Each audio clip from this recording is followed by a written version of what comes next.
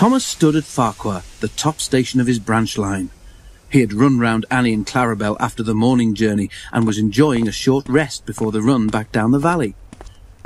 His driver and fireman stood beside his cab talking to the guard who'd brought startling news. "Did you know that the station master was burgled last night?" he was asking. Thomas's driver shook his head. "You don't say," he exclaimed. "I didn't know he had anything worth stealing." "He's won cups for gardening," exclaimed the fireman. "All taken, and then the scoundrels had the cheek to pinch his car to carry them away in." "Not that new one he's so proud of," said the driver. The guard nodded, and at that moment the signal rose to show that the line was clear. The driver and fireman climbed into Thomas's cab, the guard blew his whistle, waved his green flag and got into Clarabel, and Thomas set off.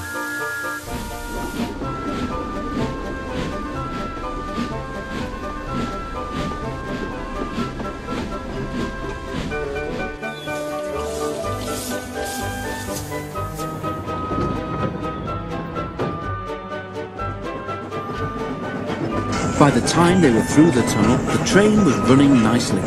Road and railway were beside each other here, with only a stream between them. Thomas remembered his race with Bertie the bus. He'd only won because he could go through the hill, while Bertie had to go over it. A flash of colour on the road ahead caught his eye. He tried to go faster to look more closely. "Steady, Thomas," said his driver. "There's plenty of time." "Can't we get closer to that car?" panted Thomas. "It looks like station masters to me." "Lots of cars look like that," laughed the driver, but he opened the regulator and they began to draw level.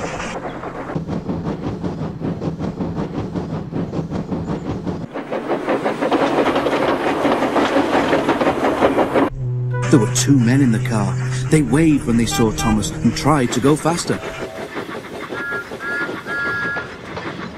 "That's the car all right, Thomas," said the fireman, "and those two must be the thieves. But we can't stop them, and they'll be gone long before the next station." "We need pencil, paper, and something to put a note in," said the driver. "We'll throw a message out at the next signal box." Quickly, he wrote the note, and they put it in the fireman's empty lunch tin. Then, drawing ahead of the car, Thomas whistled to attract the signalman's attention. They slowed so that the fireman could throw the box up to him, and as they went past, both driver and fireman shouted, "Police!" at the top of their voices.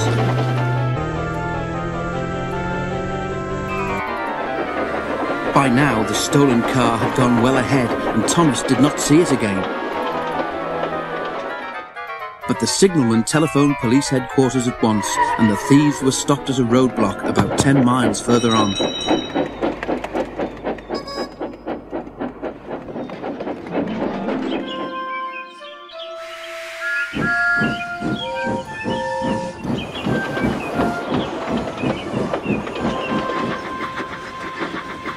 That afternoon, the Fat Controller travelled in Annie to Farquhar.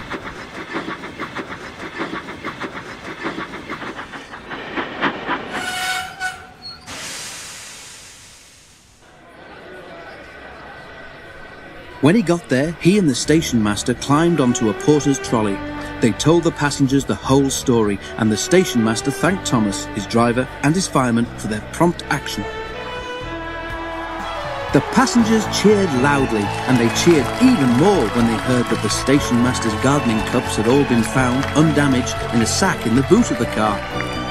"A long time ago," said the Fat Controller, holding up his hand for silence, "Thomas showed how valuable he is to the smooth running of my railway. I am sure you will all agree that today he has once again proved himself to be a really useful engine."